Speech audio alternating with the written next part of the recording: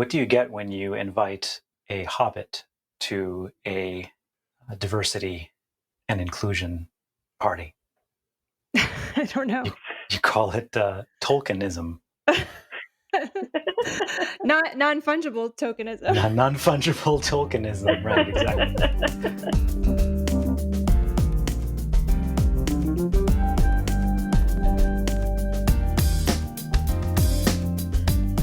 Hello and welcome to The Foretop. It's a roundtable discussion of today's hot button topics in the wine and food world. I am your host, Catherine Cole.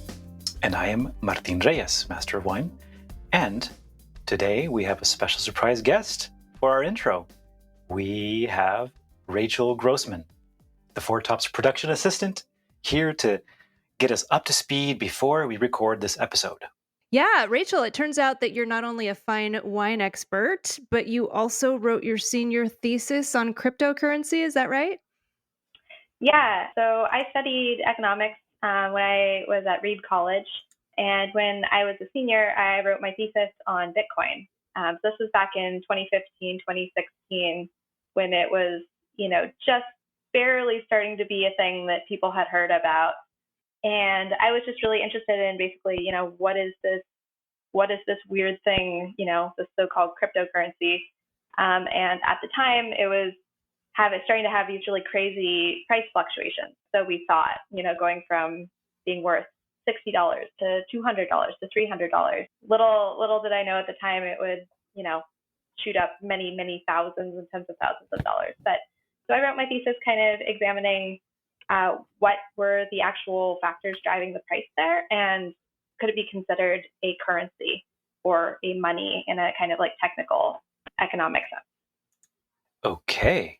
So I kind of know what I think. I'm not sure if I know what cryptocurrency is, but can you pretend I don't? Can you explain it, how it works with blockchain? Give us some tales from the cryptocurrency. Yeah, definitely. Starting with the question of like, what is blockchain is a pretty good starting point. I'd say really the easiest way to kind of conceptualize blockchain is like, in the simplest terms, it's a public ledger. So a public record of transactions. Like if you kind of want to think about like, an old school like accounting book or like a checkbook or something, it's just that like record of who's giving money to who, basically. But, the things that kind of make blockchain special, the first thing is that it's decentralized. And so what that means is the process of recording all of those transactions and verifying them. So making sure that everyone is who they say they are and everyone has the amount of money they say they are, like all of those things, instead of being controlled by a bank or a single person who's in charge, basically, the whole network of users verifies all of those things. So basically that responsibility is spread out among all of the many thousands and millions of people that use these things. And then the second thing that's kind of important and special about blockchain is it's more or less irreversible. Let's imagine I have 5 Bitcoins. Like once I were to send you that amount of money, like, that transaction is written into the record forevermore. I can't go back and say, oh no, that never happened, or it was actually 3 Bitcoins or anything like that. Everyone else who uses this technology has that record. So how does it not get like hacked in? Like if it's digital, people can come in and change the record. There are other layers to it. Like there's a lot of, very complicated cryptography that's involved that I personally don't understand fully, and I'm not going to go into. But the main mechanism is the fact that it's decentralized. So you would have to hack the entire network of users, which just like is pretty much functionally impossible, given how big these things have and how widespread these things have gotten. And then I would imagine that if you were to do that, there would be a record enough. Somebody would catch you and say, look, exactly. This happened. This was hacked. So then let's reset everything, or let's erase that guy or that girl or whatever. Something like that. I'm not entirely sure what would actually be the protocol, but it's basically that process of verification and making sure that everything is, all good is something that is ongoing. Like the only way that you can actually complete a transaction is through going through that verification process. So there are like incentives built in to get all of the users to be kind of constantly participating in maintaining the blockchain. This is so interesting, and I'm beginning to see why this is of interest to the wine industry, and we will talk about that. But I want to move on to this concept of NFTs, Rachel. And maybe we'll start with this term fiat currency. When I hear the word fiat, I think of a Fiat Cinquecento, which I like to drive when I'm in Europe. But as I understand it, this fiat currency is any currency that can be exchanged, which means it's fungible. And this word fungible is important to know for NFTs. Okay, yeah. So fun. I saw that. I didn't know how to pronounce. I thought it was like with a FUNG. So like a fun. I thought it was fungible. And I thought I'm still thinking, non fungible or non fungible sounds like it sounds like it can't be turned into a mushroom. Yeah. But apparently that's not the answer, right? Or it sounds really fun. If something is fungible, it means that like it can be exchanged for like things. And in this context, we're talking about things that have like similar value. So basically, you can exchange, you can exchange $1 for another dollar. You can transfer a $5 bill into 5 $1 bills, and that still has the same value. NFTs, like their fundamental thing is they are unique. And I've heard the analogy thrown around before of like different pieces of art, and I find that to be a pretty useful one. So let's say you're the lucky person that has a collection of Monets, right? Or you're a museum. They're all kind of in that same category. Like you could all consider them sort of, they're all Monets, but one isn't necessarily interchangeable with another. Like one piece of art isn't interchangeable with another, even though they are, both valuable in a similar sense for similar people, for all of those things. So NFTs, basically they're thought of as tokens. So they're basically like digital objects, or like, if you want to get really, really specific about it, like it's a sort of a string of numbers basically, but it corresponds to something that is unique, that is owned by somebody, and the record of all of those things is written immutably into the blockchain. So, the fact that NFT is a singular object is recorded in this, as we talked about, like public ledger, who owns it, and like, all the different people that have owned it, all of those transactions, those are also written into that public ledger.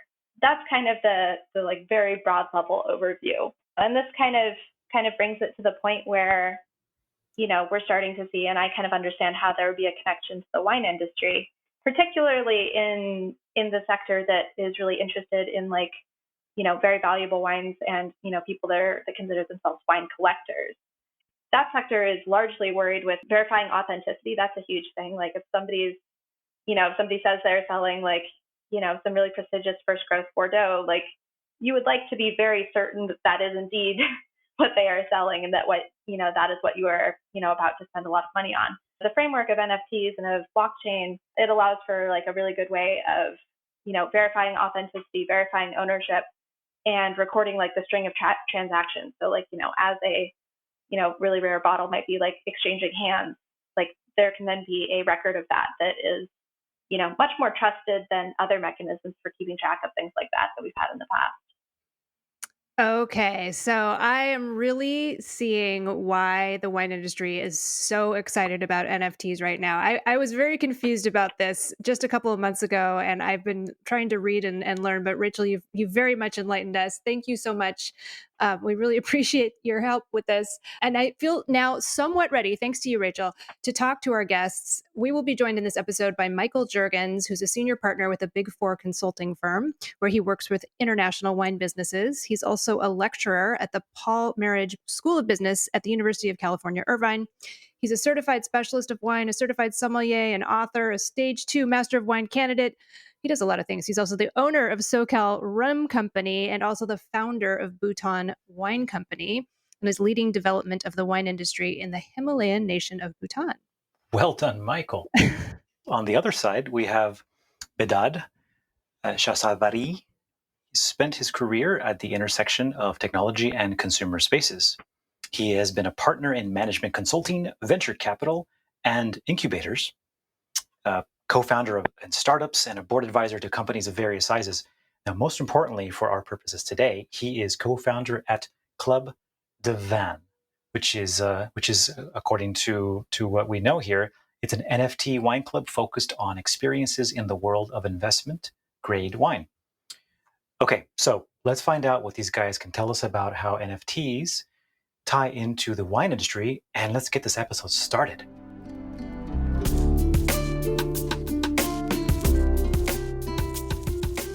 All right, Mike, as a financial consultant, you work with some of the world's biggest wineries. What are your clients asking you about NFTs? Like, what is your opinion about, should winery owners and operators know about NFTs right now?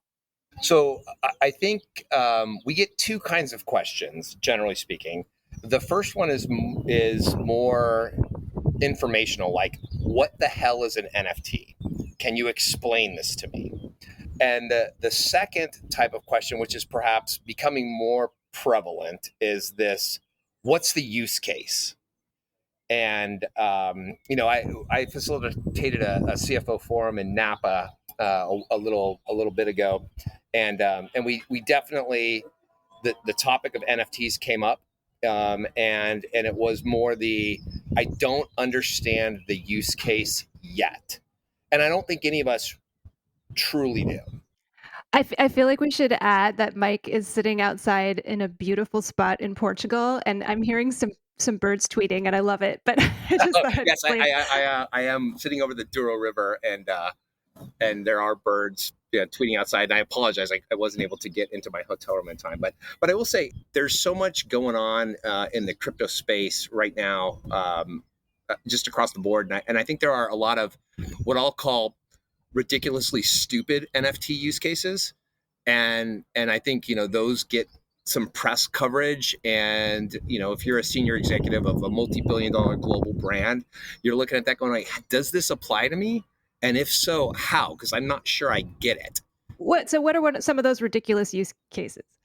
Well, I mean, there are, I'm going to get a kindergartner to draw a pixelated picture of a rock and sell it for $1 million. But if you think about like some of the big issues in wine, authenticity and provenance, being able to take that to the blockchain actually solves both of those problems very effectively and very inexpensively. And so it's not hard to figure out that there are some really business-centric use cases for NFTs as it relates to wine. Matter of fact, recently there was a huge auction in South Africa where they brought some wines to auction. They used a new use case for NFTs, which I thought was super interesting, which is that they sold rare verticals of wine, and the entire vertical had an NFT assigned to it, and also individual bottles had NFTs assigned to them. So you could either, parcel out the bottles with authenticity and provenance, or the entire collection with authenticity and provenance. And I looked at that and I'm like, oh, that's interesting. I hadn't seen that before. To break that down, by authenticity, this is an authentic bottle. This hasn't been counterfeited. And by provenance, it's been stored properly. That's kind of what you're saying.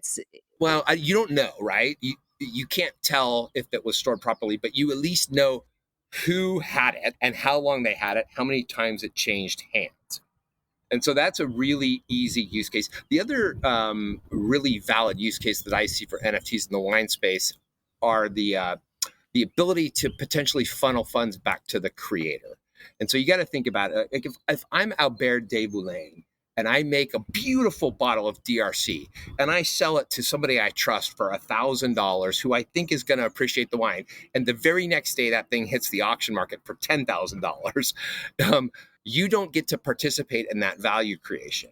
And then whoever buys that at auction for 10 grand sits on it and sells it again 2 years later for 15 grand. That bottle might change hands 10 times and at the tune of, a couple $100,000. DRC does not get to participate in that wealth creation.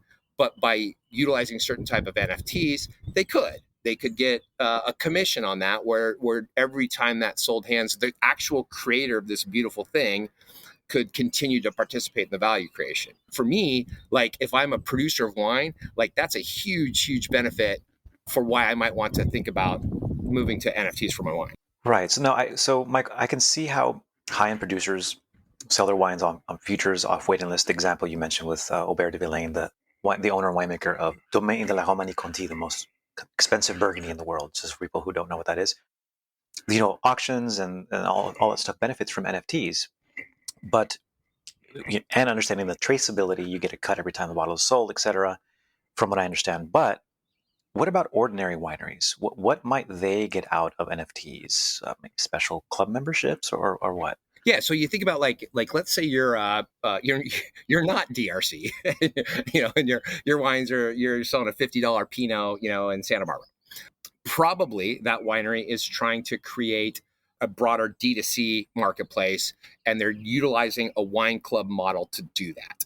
Join my wine club, you get 3 bottles every quarter or every month or whatever the wine club parameters are, but they can cancel at any time. And so the value to the winery is the cost to acquire that wine club participant versus the lifetime value of that member of the wine club. However, if you did that through NFTs, you could do a couple of things. Number one, you could create some exclusive benefits for those NFT holders, and that could be our annual harvest party, our special house cuvee bottling that only goes to people that hold this NFT. But it isn't one of those things that is cancelable. That exists, and it's an asset. And so you would probably get a couple things. One, increased stickiness. And number two, and this is probably much more powerful, is the ability of those to trade on the secondary market. So you think about, like, let's say you wanted to get on Sine Qua Non's mailing list. Another cult winemaker in California. Another cult winemaker, right? Or pick any cult winemaker. So you say, oh, here, I'm going to email you my stuff, put me on your list, and then eventually maybe I'll get on into your club. The club's limited. If it's an NFT and I'm a member of the club, I could sell that to you, and then you'd be a member of the club. Today, if I'm a member of the club, and I just cancel, and then somebody else takes my place. So I think if I was a smaller winery, that's the kind of thing I'd be thinking about. Like, what is the right size for my special club? How do I create this community around it? What are the benefits that are offered to it? Is it allocations? Is it special cuvées? Is it events? But you can control it. You can monetize it. You can create incredible stickiness, and you can create value for the members in the sense that they can then sell their membership. So, Mike, I feel like everything I'm hearing, though, still really just applies to those cult wineries because, when you're talking about those special club memberships, that sort of assumes that demand for a membership outstrips supply. So I'm seeing how this would work for wineries that everyone wants to be on the mailing list, everyone wants an allocation, and there just isn't enough wine. And it may be that this conversation today is just about these ultra luxury wineries, but I'm still curious, is there any reason that kind of your average small family winery making a damn fine bottle of $25 Pinot Noir, should they be worried about NFTs right now? Or is that something that maybe in 10 or 20 years might apply to them? No, I mean, I think 100% it does. The use cases may be slightly different, right? No one cares about the authenticity and provenance of a box of wine, right? They're just having a good time doing it. But I think if you were that producer, there's other ways that you can create like a gamification. And I'll give you an example. 19 Crimes. It's a $10 bottle of Shiraz blend that sells for $20. Why? Because you can interact with the label on it, and you can get a story about it, and there's 19 different ones, and so you got to collect them all. It's like Pokemon. So I think if I was a smaller winery that sold wine at a lower price point, I didn't have demand outstripping supply, I'd be looking at ways of using NFTs to promote that. And one example might be you create a metaverse, a virtual winery for yourself, and people can go into the metaverse and they can play little games or they can watch videos about the stories of the wine. And when they do, they collect NFTs. It hits their wallet. If you collect, the green one, the yellow one, the blue one, and the red one, you collect the whole set, then you can turn that in for a free bottle of wine when you visit the winery. Or you can get a special guided tour with the winemaker or things of that nature. Instagram, Meta, at some point in time is going to somehow link NFTs to your public persona, your social media persona, and then you can display them on your Instagram account or your Facebook account as badges. I don't know exactly how they're going to do it, right? But they will at some point figure this out.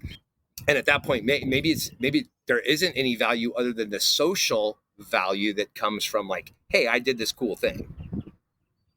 So this is making me feel like, oh, this is going to make economic stratification even worse because it's going to be the haves and the have-nots, and people are going to pay more and more and more for these cult wines and these cult experiences, and it's going to leave everyone who can't afford it out, and they won't be able to put it on their Instagram profile. I don't know. This is making me a little nervous. But so think about it.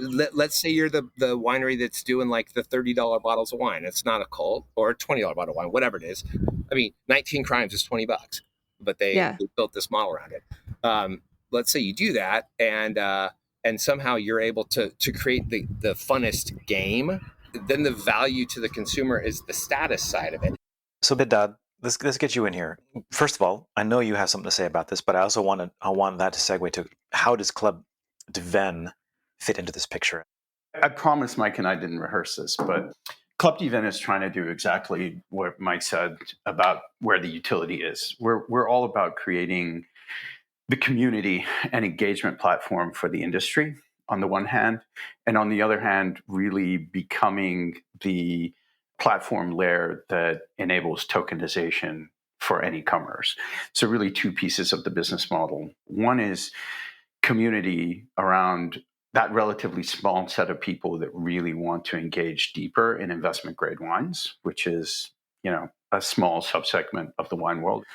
But the second piece is really creating the tech layer and the token layer, and basically a plug and play platform that wineries can use to create their own communities using NFTs. And there's a lot of people, the vast majority of the wine world will never afford and will never want to pay the kind of rents you have to pay to get a DRC. But there are a ton of wineries and a ton of consumers that really do want to engage with the $30, $25, $50 wines out there. And those winemakers are creating really cool, fun, interesting experiences. NFTs enable you to take that to a different level. They enable you to share it, make it more social, to gamify it, and to trade those experiences, whether you trade them like you would trading cards, or whether you actually trade them by selling on your membership when you're done. It creates a more liquid market for them, and it creates a marketing platform for them. So there's a lot of excitement that doesn't necessarily have to have a direct monetary value per transaction. Can I stop you? So Mike and you, Bidad, both mentioned this idea of like selling on your membership, but that implies some degree of loss of control on the part of the winery, right? If members are selling so you're saying one member could just sell their membership to another member and the winery would not be involved? Yeah, of course, but loss of control implies they have a huge degree of control in the first place. You rock up to a winery and you sign up and you get on the list. It's a different story if you're Screaming Eagle, which is another cult wine that sells for thousands, or Sine Qua Non, which sells for hundreds, if not thousands. Yes, they can handpick and cherry pick, but that's, again, we're back in the sub 1%. Those are the top 300 winemakers or wine producers in the world. And our community, part of our club, is all about that. And I'll talk about that in a bit. But anybody can rock up to, anyone sort of below that tier, and they sign up anyway. So I wouldn't overstate this notion of control. And I, having spoken to a lot of the winemakers and wineries, that's not how they think about it. They say, yeah, that's really interesting. If you want to sell this on in the market, and people can see that you have a lot of cool NFTs that are associated with a lot of amazing experiences, that could get me a whole new market and access. And right now, my main marketing channel is people who somehow see my wine or winery or see it in a tasting room and decide to come for a visit.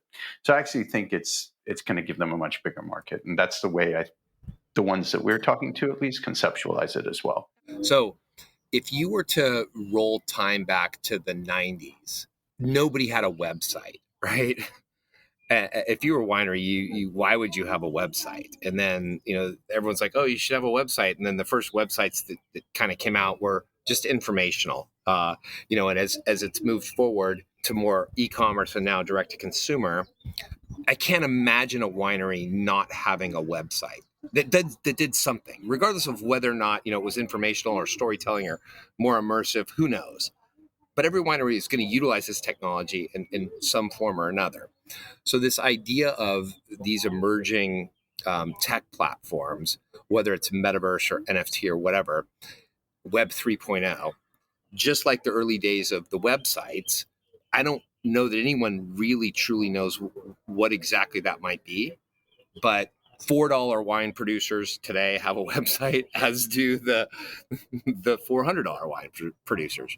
Yeah, so like the metaverse is the digital technology all grown up and reached critical mass and creates this other separate universe that is called the metaverse, which I think a lot of our listeners probably are like, I've heard of that before, but what is that? And I remember in the 90s sitting around scratching my head going, what is a website? Right. Mm. I don't, it's sort of the 3-dimensional view of that today. Who knows what it's going to be, but it's going to be something. It's been there. It's now being marketed in this whole new way, and Facebook's renamed themselves, and that's all great. But it's not a separate world, and the concept has always been there. It's not a separate, different space. It's just notionally tying those digital and physical worlds together. And the fact is that the tech has just gotten to the point now where it's much, much easier to do that in a compelling and seamless way, and much, much more low cost.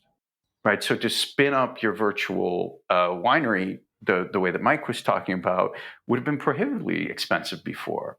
Now, you can do a virtual house viewing. That stuff costs nothing, right? But Dodd, I think we're sitting here, we're talking about the supply side of the equation, right? What should producers be doing? But one of the dialogues that I'm having all the time with my clients is around the demand side of the equation, and the notion that consumption patterns in wine, particularly in the United States, are changing dramatically. And you have Gen Z, which has a different set of ideas. They're willing to try more things. They're willing to have brand loyalty, but they need more of a story. They need other drivers. They need it more alignment with social values and sustainability. And one of those dimensions that is critical to that evolving demographic is this idea of omni-channel experience. I'm the 22-year-old. I want to go on Instagram or TikTok and post my video and also be able to click through and buy a wine, but also when I show up at the winery, have them know who I am and have them have my history. I want this as the customer experience. And you cannot get there without embracing some of these new tech platforms. You just can't. I think that's spot on. And when we talk to producers, the first thing we tell them is go where the consumers are, right? And don't worry about the producer problems. If what you build, if your first forays, and in my old world in VC, I called that product market fit. If you're not looking for product market fit and starting with a real friction or problem that the consumer has and that you're solving it, you're not delivering that utility that we talked about. And so you might be jumping on a fad, and people might even engage with it in the early days, but it's not going to be sustainable and real. When we started thinking about Club Divin, we started with the problems that you laid out first, Michael, in your discussion. We started with authenticity and provenance. And that's what a lot of NFT projects were doing, where, traceability, the aftermarket commercial value for the producers. Again, that's a producer problem, not a consumer problem. And the more we thought about it, the more we realized people just don't care enough about that problem. They care, they just don't care enough. Everybody knows that 20% of investment grade wine or up to 20% of it is counterfeit or fake. They didn't care enough. They knew that these unicorn bottles had spotty provenance. They just didn't care enough because it was cooler to have a baller bottle at some event or in your cellar or whatever than it was to know 100% that it was guaranteed. And so the whole system reinforced that. And so when we sat down and thought about how we solved that problem, we realized that we had to solve a bigger problem for the consumer. And it's exactly that problem you were talking about, Mike. It's the 20-something or 30-something, or even me, heaven forbid, who loves to put my stuff on Instagram and who loves to share that experience and who wishes that experience had more authenticity, created more connectivity. For like, my most proud moments are when a winemaker reacts to my post when I post that I'm drinking their wine. I'm like, I will literally go home and tell my wife. And that's why we didn't focus so much on the authenticity and provenance side of NFTs. That has to be there. But we created really 3 NFTs, which create utility for both sides, but are focused on the consumer. One is what we call an allocation token, which is exactly what you were talking about, Mike. That's your membership to that producer's club, in effect. But it's in the form of an NFT. It's tradable. It can come with the privileges, and I think you described it beautifully. We've created that token, which is, relatively customizable to whatever benefits the winemaker wants to attach to it. And we can play with it, and we can share the learnings across winemakers and really, really support those smaller winemakers who just don't have the time or resources or marketing and customer service departments to think about this stuff. The second one is a digital cork, which is the authenticity, the traceability, the proof of provenance, the resale economics going back to the producer, one-to-one attached to a bottle. And that's kind of the commerce layer. But that's the layer that we realized, people cared 20% about, but didn't quite care enough about. Because you have to ask the user to change their behavior. When you consume this, you have to burn that NFT and let me know that you consumed that wine. And that gets you into the tragedy of the commons. Why the heck would somebody do that, break their flow and go through the trouble of doing it when they don't get any benefit for that? So to solve that, we created what we call tasting tokens. And tasting tokens are that Instagram experience version of your wine journey. So when you pop that cork, if you hold your phone to the bottle, it pops up a screen that allows you to mint those tasting tokens on the spot. And you can share those tasting tokens with the people who are enjoying the wine. And all of a sudden, it becomes a way of creating community. The beauty of wine is that it's inherently an experiential good. It's ephemeral. You drink it on an occasion. You're typically sharing it with people. It's often celebratory, particularly with these investment grade wines. So the tasting token is an amazing thing to share. And now all of a sudden, everybody who participated in that has a proof of authenticity that they had a real bottle and a real experience. And all of a sudden, the winemaker, the producer, has access to all that data. Now, most of them are flying blind. They don't even know who buys their wines for the most part, unless they're selling it direct to consumer, because it goes through such a complex chain. But with that NFT, not only do they know who bought it, they know when they drank it, where they drank it, with whom they drank it, what they ate with it, what else they drank with it. And it's all in the form that the consumers will love, because you can instantly post that tasting token to Instagram or whatever social platform you want. You can tuck it away in your digital cellar. And 5 years from now, you're going to have hundreds of these things in your digital cellar that you can sort through, filter, look at how, if I want to see every bottle of wine I've had with Mike in the last 5 years, or every bottle of wine I've had in my favorite restaurant, or every bottle of wine I've had from the Douro Valley, I can see that in a very experiential way. Let me tell you a story, because as you're talking about the tasting token, this reminds me of this experience that I had. So I was going to Brussels, and I am a wine geek. I'm not a beer guy, but my friend said, "Oh, you're going to Brussels? You got to drink some Westvleteren 12." You totally And in my do. head, I'm like, immediately, I'm like, that sounds like a scotch. All right, I'm in. And he's like, no, it's a beer. It's the best beer in the world. It's a Trappist beer. It's made in. Disclaimer. I lived in Amsterdam for so about you 18 know about years. this. So I've made the journey down. Yeah, like they sell it a couple of times a year. There's like a multi-mile line long of cars waiting to get their one crate allocation of this amazing Trappist beer that's still brewed. It's one of the few that's still brewed in the abbey by the monks. Super cool, and it's delicious beer. So I didn't know any of this. All I knew was that my friend said, you should drink some of this West Vleteren 12. And so I got to Brussels and I go to this bar and I go, yo, you got any West Vleteren 12? And the guy's like, yeah, we just got our allocation. Do you want one? Bring it on. And so the guy brings it out, I'm glad you showed up with due modesty. Yeah, nicely done, Michael. You're calling yourself a baller for paying $15 for a beer, but go on. Ooh, the dig from my time. I have $15. Like I got $15 to burn, baby. Give me a two. That $15 on the counter really hard. Like that's right. I slapped a 20 and said, you keep the change, son. That's how I roll. No. So I literally, so the guy brings out this bottle of beer and it doesn't have a label. Like it's just a plain brown bottle of beer. And he opens the cap and he hands me the cap and I hand it back to him. I'm like, why are you giving me your trash? And he goes, you don't want the cap?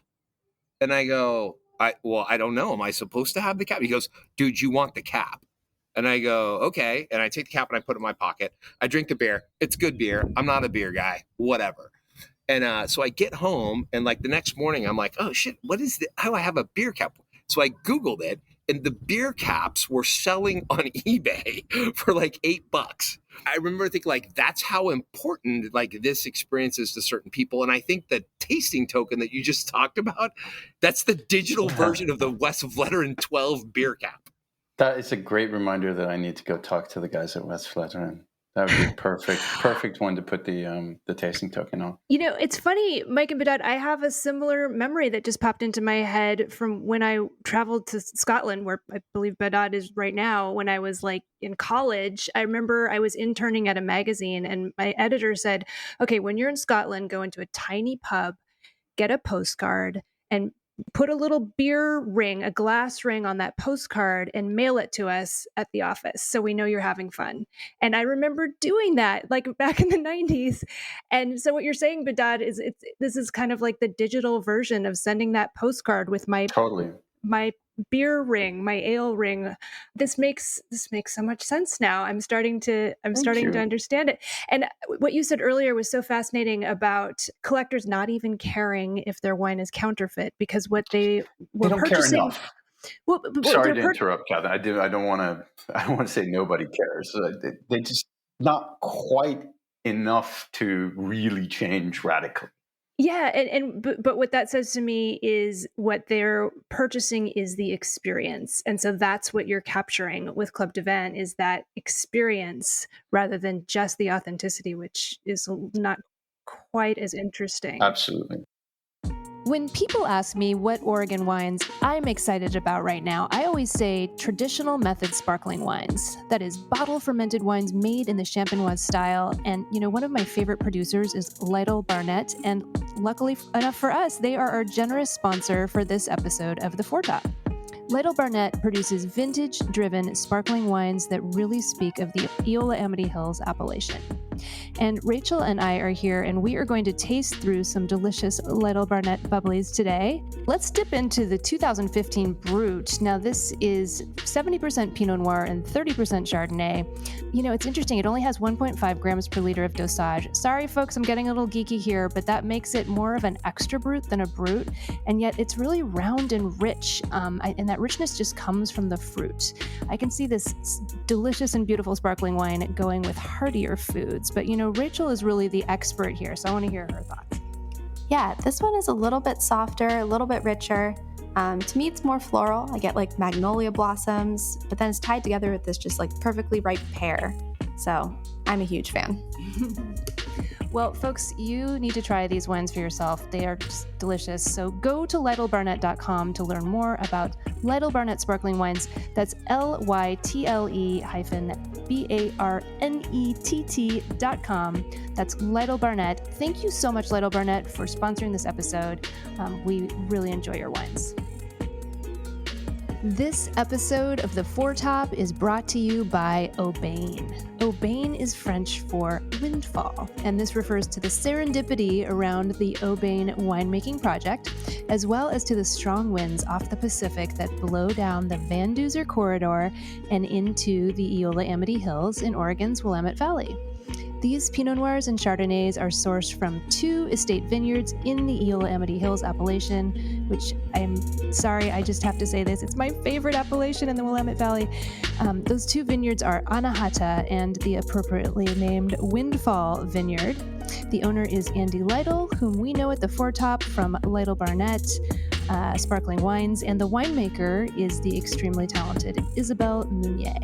So let's dig into the 2019 Anahata Vineyard Estate Chardonnay from the Eola Amity Hills. Let's take a taste of this wine from Aubaine. This Chardonnay went through a spontaneous fermentation. It's so smooth. It's from a cool and slightly challenging vintage, which is something I always love, the 2019. And holy wow, I love this wine. It's fresh, it's smooth, it's spicy. I'm getting notes of vanilla bean. Rachel, what do you think about this Chardonnay? I think it's wonderful. I get this like slightly underripe white peach to it, really nice minerality, and then it has this beautiful long finish to it. Just yum. Yeah, I love that juicy acidity at the finish. Folks, you have got to try this Chardonnay. It's absolutely delicious. You can learn more about Aubaine wines at aubainewine.com, and I will spell that for you, AUBAINE wine.com. Thank you, Aubaine, for sponsoring the Foretop. We're loving this wine, and we really love working with you. Thanks. Well, can you tell us a little more kind of like how Club de Vin is structured financially? Like what's in it for the wineries? What's in it for the consumers? I don't want to make this an ad for your business, but because this is also new, I'm just very curious. It's super important because I won't talk about it so much in the terms of our business, but more in terms of what we think the right model is, back to the challenges that Mike teed up. So the beauty and one of the premises and promises of blockchain and Web3 is that overused and abused word disintermediation, right? But the notion is cutting out the middleman and creating efficiency. Like, why should you have to get a customized contract every time you buy and sell, a house or some big asset? Why does it have to be a unique thing? Why can't we standardize all this stuff, streamline it, make it public domain, make the best practice, most bulletproof, safe, wonderful contract for all parties that everybody agrees on, and just make that happen? That's kind of part of the ideas behind it. And in line with that ethos, we didn't want to be yet another middle person making money off of the backs of winemakers. And we realized it would never be credible if we started charging ridiculous rent. So we did a few things in our business model. One, we set up a membership model for consumers. So you're a member in the community, your voice counts. We're going to be limited in size. We're going to have a drop of 5,000 at first. And so they're going to participate in the community. And with such a small group, you really have to, it's buy-in for the community. On the other end, for the producers, we reserved a substantial minority of the equity, around 35 to 40%. We're still locking down all the numbers for the producers as a block. That's not to say individual producers can have more or less. We're going to divvy it up amongst the total producers. And it's not about, if we sell it, everybody gets rich. We actually don't think there's an exit for it in that sense. It's all about making sure that the producers know that our interests are 100% aligned. And that we'll never do anything that's contrary to their interests, because we've set it up in such a way that they own a big chunk of the company from day one as a collective. And then the third thing that we did was to take Web3 normative rents for everything. So we're not going to take the current margins that various middle players in the chain play of 20, 30, 40, 50%. we're going to take that transactional margin of 2.5% for the services that we provide. And the logic behind that is that for tasting tokens to work and for digital corks to work, they have to be ubiquitous. But ultimately, if all of these bottles are transparently on the chain and all of the transaction history is there, if somebody starts gaming the system, you'll always be able to trace it. And so it's the transparency and not the tech. But in order to get that transparency, consumers have to want it and producers have to want it. Producers already want it. We think that tasting tokens are going to make consumers want it enough.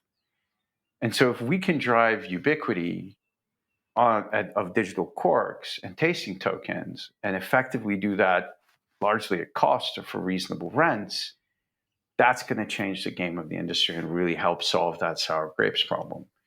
What's interesting to me is if you kind of step back around about the product wine, which is obviously we all love, and just think about just products and trying to run it like a business. We talked about the supply side, we talked about the demand side, but there's another whole piece of this that if you think about it as a business that is extraordinarily important, and that is the compliance side. From a consumer perspective, even if you're not a public company, we're going to want to know like what your carbon emissions are, and what your social impact is and your environmental impact. And you know what? Ooh, this is interesting.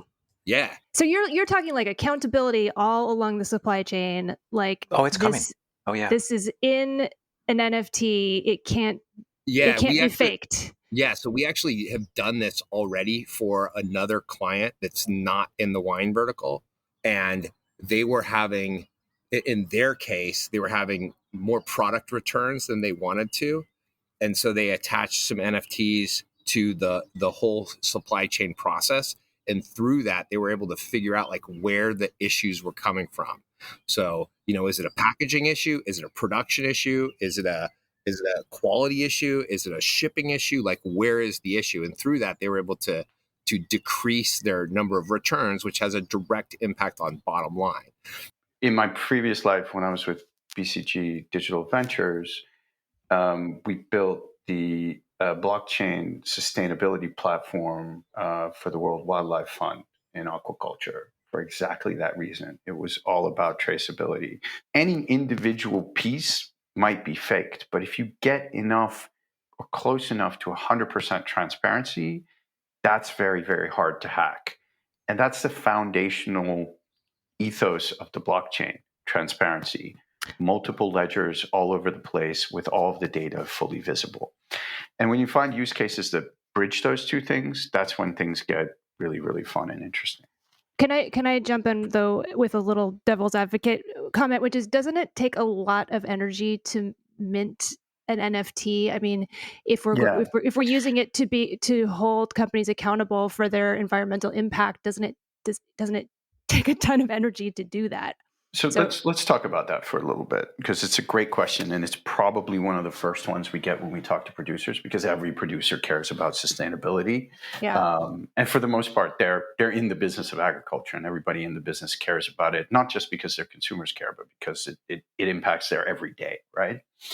So a lot of that talk is around the Ethereum blockchain, because Ethereum is currently a proof of work based blockchain, which essentially, the more computing power you have, the more the chain functions the way it's supposed to, as opposed to a proof of stake chain, which relies more on big blocks of ownership, arguing that people who own a ton of the currency or the platform won't want to devalue it. It's effectively the cost of flipping a light switch to mint an NFT, as opposed to $100 of energy to mint an Ethereum NFT. And time will solve this. Within a couple of years, there are a couple of chains already that are promising carbon neutral or net zero. Well, Bedad and Mike, this has been so fascinating, and I feel like I could just keep asking you questions all day. But in your case, you're both in Europe, so it's evening for you. So I feel like I need to let you get back to your lives. Okay, so Mike, do you have time to share a dessert wine course with us? This is where we go around our virtual four top and each quickly share something we've been enjoying this week. I'm going to share a wine that I think is amazing, and nobody knows about it. And everyone should start getting on this, which is Pacharon du Vicbo, which for those of you who know Petit Mansang and the region of Jurançon, it's just this delicious, beautiful dessert wine. But what people don't know is that in the nearby town of Matarin, they also make a sweet dessert wine from Petit Mansang called Pacharon du Vicbo, and it is delicious. And I'm telling everybody they should get it. So, which is stupid on my part because it's a small supply and demand's going to go up, and I screwed myself on pricing. Whatever, it's wine. Like we should all drink more bitchin' wine. So, find Pacharon du Vicbo. Cool. That's a great dessert course. Thank you. I'll toss one out to Mike, or in tribute to Mike. There's this great Portuguese wine which is called Coche. I think it's probably pronounced Coche, and it's made by Newport, the famous port maker. But it's a still white, and I was blinded it the first time a few years ago. And with a bunch of wine nerds and experts in the room, everybody thought it was at least Premier Cru, if not Grand Cru, white Burgundy. And it's at the kind of more like a $50 price point type of wine, and it's just absolutely amazing. And it's probably more findable than Literally, I'm in the Douro. How's that spelled? C-O-S? Well, wait. like Coche de Riz. It's C-O-C-H-E. Like Coche de Riz. Okay. So you actually could mistake it for one of the probably the world's best white Burgundy. C-O-C-H-E. C-O-C-H-E. Oh, I am tracking that shit down tonight. Cool. And make sure you keep the cork and sell it for $8 on eBay. There you go. How is that not a trademark problem? Oh, well. I was thinking about cheese that I've had recently, and I've had this in more than one store here in California. It's an Australian. It's called Meredith Dairy sheep and goat cheese. It's like little blocks of. It looks like little blocks of feta. It's a jar with the cheeses that are the pieces of feta that are floating in olive oil and spices and herbs. The taste is bonkers. It's rich, layered. It's incredible stuff. Yum. That reminds me, by the way, what do you call a Greek cheese store on the Metaverse? I don't know. Fetaverse. Oh my God. Dear Lord. Fetaverse. Okay. That just ruined my dessert right there. That's what happened. I never met a bad joke. I never liked. Okay. Okay, I gotta put the kibosh on this and share my dessert course really quickly. Fine. As our listeners know, I am a historical fiction freak, and I've been going down a little Philip Kerr rabbit hole, getting into some dark German history, hard-boiled police fiction, and Metropolis is sort of a classic Philip Kerr novel. And I just have to say, if you're into detective novels and wine, every time wine comes up in his work, I just start laughing out loud. It's just so great. And so I just randomly pulled a page open just now, and I'll just read. I gave him 5 marks and told him to bring us a bottle of German champagne and 2 glasses. He was back quickly with a bottle of Henkel and 2 enamelware cups. No glasses here, he said, only prison mugs. And it's just like every time this author mentions wine, it's just so funny. So if you're interested in the Weimar Republic or Nazi Germany and spy novels and detective novels, check out Philip Kerr. That's my dessert. And thank you, guests. This has been such a fascinating conversation. Awesome. Thank you. Well, thanks so much to our ingenious panelists. You can find Mike Juergens online at drinkingandknowingthings.com. Y'all know where that comes from. Drinkingandknowingthings.com. Little Game of Thrones action there. Mm-hmm. Bhutan Wine, BHUTAN wine.com. And socalrum.com, SOCALRUM.com. And you can find Bedad Shahsavari at clubdivan.com, and that's club and then DVIN. And you can find me, Martin Reyes, at reyeswinegroup.com. And importantly, here, we're in the middle of June, NapaThrives.org, But not only can you find me at napathrives.org, I co-founded the symposium of all things grown-up sustainability and regenerative farming, but also you can find Catherine there, because Catherine, you are poised to be one of our moderators in the high-powered expertise panel on in June here coming up on phasing out pesticides and soil health, something that we've spoken about in the Four Top. So I'm thrilled that we're just days away. Yeah, it's going to be really dirty, actually. Oh, steady. I'm going to be so dirty. And by the way, Martin gets so much credit for organizing Napa Thrives, founding Napa Thrives. Martin, you've done an amazing job with that, and I'm so delighted to be helping you just for one day. I can't wait for it. So where can we find you, Catherine? Oh, yeah, you can find me at catherinecole.com, but even better, please go to thefourtop.org. And listeners, hey, are you thinking of incorporating NFTs into your wine business? Let us know. Visit thefourtop.org, where you can find our social media handles and tweet at us or Insta message us. Let us know your thoughts about NFTs. And this is Rachel, asking you to please subscribe to The Four Top on your favorite podcast app and leave us a rating on Apple Podcasts so that others can find the pod. Signing out here from the high-fiber, protein-packed city of Portland, Oregon. Thanks so much for listening. Bye-bye. This has been the Four Top Podcast. Catherine Cole is our executive producer, Izzy Kramer is our senior producer, and I'm Keelan King, sound supervisor. We are also assisted by audio editor, Michelle Richards, our production assistant, Rachel Grossman, creative assistant, Lex Rule, and editorial assistant, Nick Toole.